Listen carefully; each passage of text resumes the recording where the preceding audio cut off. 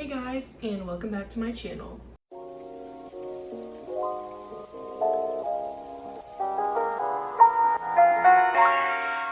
So, I know it's been just a little bit. I always say that because it's always been a little bit. But I'm here in my room. Do you like the lights? These are my stuffed animals on top of my blankets right now. So today I wanted to kind of do a follow-up video of the I am transgender video that I made like about 2 years ago, I think. I just kind of want to do a follow-up because it's been a while, and a lot of times I look back on that video and the things that I was going through then, and I just kind of want to do an update on things that I've learned since and things that I'm still working on learning as I continue through my transition. It's been low-key kind of difficult. Like sometimes I kind of forget that I'm trans, if that makes sense, like because I've already like accepted that I'm a woman and I identify as a woman and I feel comfortable in my identity. So it's low-key kind of like something I don't really think about anymore. I do talk about it a decent amount. You know, I'm an advocate for trans rights and things like that. So yeah, it's just something that I do talk about, but I kind of forget, I guess, at the same time, if that makes sense. So yeah. Also, I got coffee this morning and I literally drank it all, so I ended up refilling it with coffee I had at home. But I went to this local place called Jean Valdez. I'm so sorry, I probably butchered that. But it's Colombian coffee, really, really good. I got the mocha ice latte, it was really, really good. Now I'm drinking just coffee with some Chobani cookie dough creamer. That shit is literally the best thing I've ever had in my entire life, just so you know. It's really good. So with that being said, I have a list on my iPad of things that I've learned and haven't learned, and I wanted to start on kind of on a more positive note. So I wanted to start with all the things I've learned, which is a lot of things. The things that I haven't learned are things that I'm struggling with. There's only 3 of them, and I feel like these are pretty just common things that all trans people will always have to deal with, have to go through. So I say it's pretty good. Like I think I'm in a really good place. So yeah. Anyway, let's just get right into it.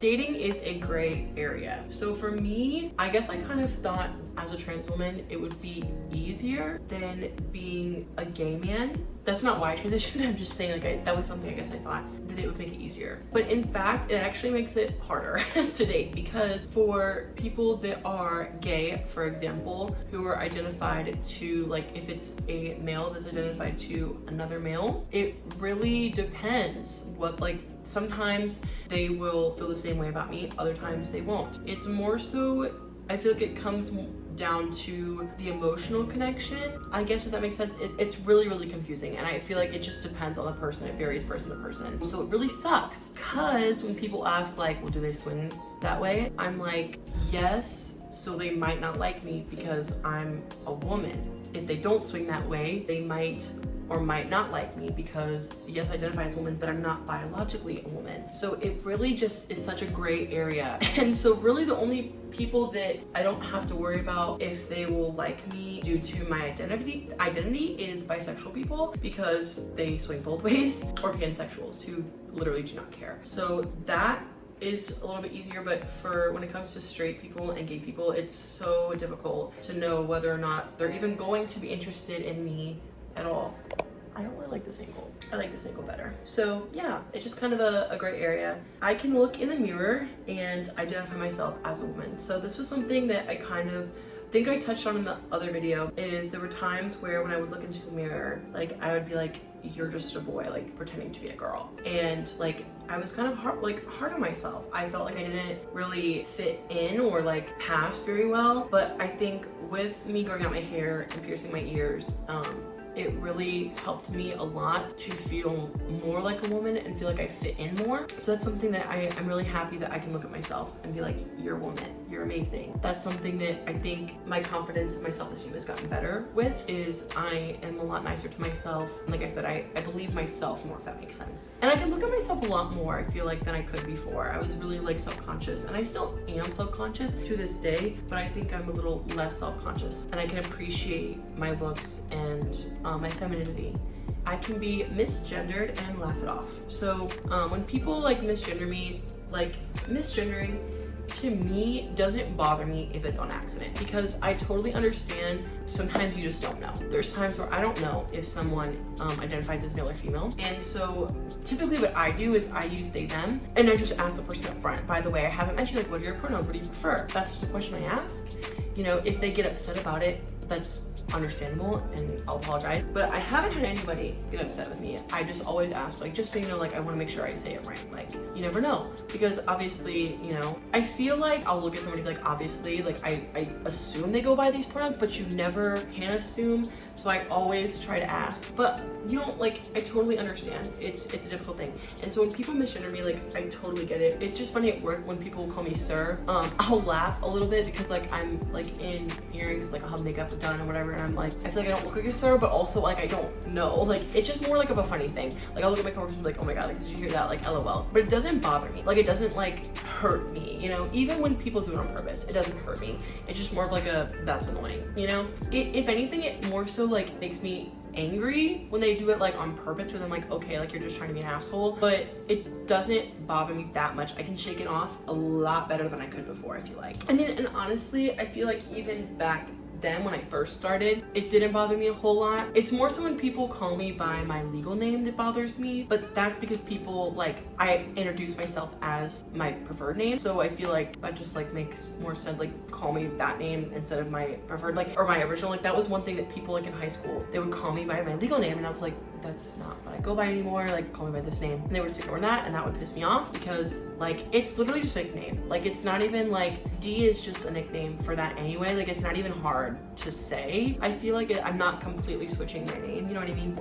But like I said, misgendering doesn't really bother me. I totally get it. I'm super like flexible and understandable with people not understanding, especially older people. Like my grandma and my grandparents, like I get it. It is difficult, it's so hard, especially because I've identified as a male literally 75% of my life, or like honestly 90% of my life. So it's still kind of fresh, you know. I get it that it's difficult. If you've known me as something for so long, like it's hard to change that. So I work with my family on it, and it's something that I'm okay with. It's something I can brush off, and it doesn't bother me. It doesn't like, because I feel comfortable with who I am, to the point where if somebody says something like that, like I'm just like, well, they're just wrong, you know what I mean? Like they just got it wrong, that's all. Nothing physical defines my gender. That was another thing I touched in my other video, is when I would look in the mirror and see like my anatomy, it would make me feel very dysphoric, and that's something that has stopped. Like that doesn't bother me as much anymore. It doesn't make me as dysphoric when I look in the mirror and see those kind of things, or you know, when I'm in the shower or just whatever. It doesn't bother me as much as it used to. One thing I remember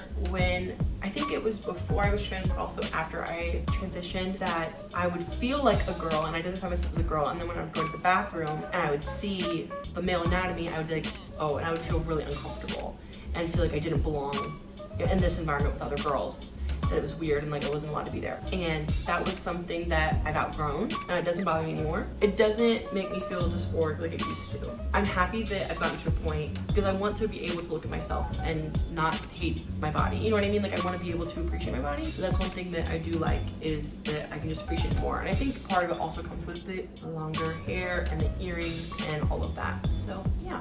So the last thing I wanted to discuss, things I've learned, is the comment. There was a comment left on my other video which it kind of made me laugh, the first like sentence of it, because I think the comment was like, sweetie, you're a gay boy. And I thought that was really funny, like out of context. But basically what the commenter was saying, maybe I'll put a picture of the full comment. Basically they were saying that I was like I was having internalized homophobia, because I guess the commenter was like, you're just a gay guy that likes to wear feminine things. Like, don't be homophobic towards yourself. Like, that's just internalized homophobia. And I think the person meant well. I don't think that they meant any harm necessarily, but that's just far from the truth.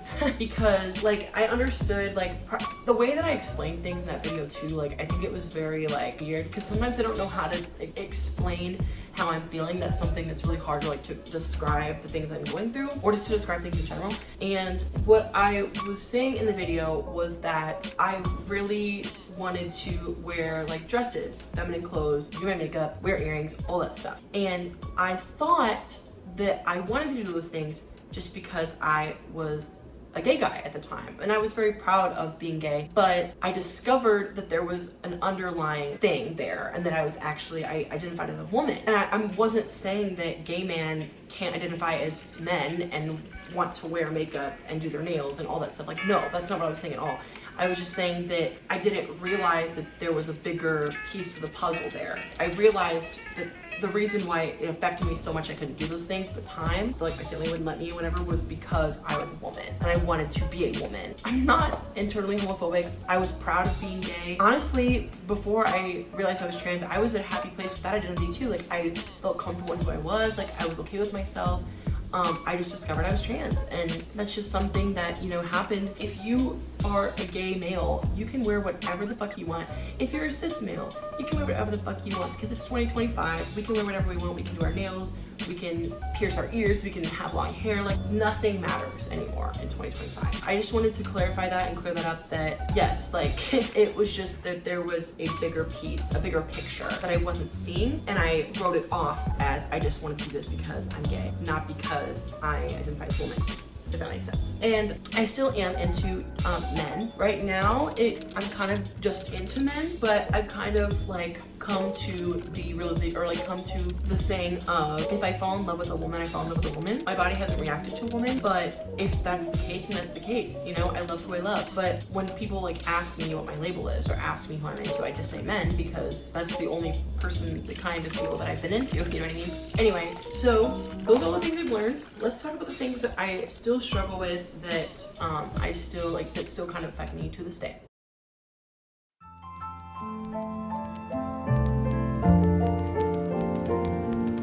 Transphobia. Transphobia is just a thing I think that a lot of people deal with. I mentioned it before, like if people are misgendering me on purpose, like yes, I get angry. It doesn't hurt me or break me the way that it used to, but it does still affect me. Transphobia sucks. All the things on the news, all the things that are happening in our world right now, like it sucks. It's hurtful to see. It's difficult seeing my rights being played with. That being said, yes, transphobia sucks. It hurts me, it affects me, but it's something I'll always have to deal with, you know, at the end of the day. Clothing dysmorphia. So I don't know if this is a thing that other trans people deal with. I assume it is. I assume that everyone kind of deals with this in some way or another. But for me, I cannot wear masculine clothes really, or clothes that I guess I consider masculine. Like, I don't really like button-up shirts. They make me uncomfortable. They make me feel, they give me body dysmorphia. It's a thing. I don't know what it is, but it's button-up shirts, suits, tuxedos, all that stuff. Absolutely not. I will not touch them. I will not put them on. I just do not feel comfortable wearing them. It makes me feel uncomfortable. Even though I'm comfortable in my identity and I know who I am, I don't like the way they make me look. And I feel like it's like a mask. I can't do it. I refuse. I absolutely refuse. I'm sure there will be times where I have to wear those things, but typically for like interviews and things like that, I will wear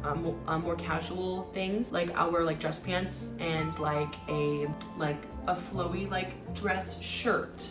Something that's more androgynous. That's typically what I go with. For example, you know, if I need to go to a funeral, I haven't had to go to a family funeral in a long time, but if I do need to go to a family funeral, I will make some sort of compromise where, yes, I look nice and respectful, but I will not put on a button-up shirt. It's a no-go. It's non-negotiable.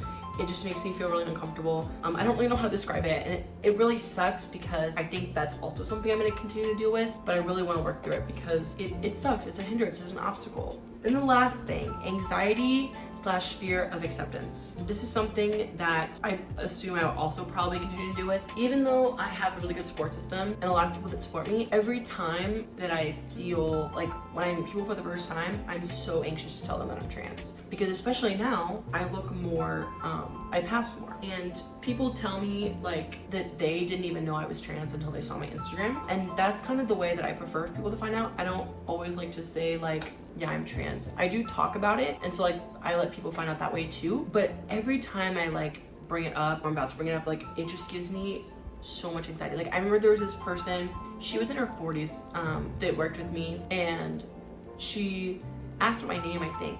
I was like, oh yeah, it's you. She's like, is it short for something? I was like, it's short for Deidre, but like that's a preferred name. Like I don't really go by my legal name anymore. Like it wasn't my legal name. She was like, well, why don't you go by your legal name? Like I'm just curious. And I was like, it's just like a personal reason. And she was like, oh, okay. Because I just didn't feel comfortable like telling her, because with older people, I don't know how they're gonna react. Like she seemed nice, she seemed kind, she didn't seem like she was going to, you know, not accept me, but I don't know anymore. You can never really tell. And I just get really anxious about it, and I'm always worried that people are gonna say things. But people have really amazed me. There's a lot of people in my life that are so kind and so amazing.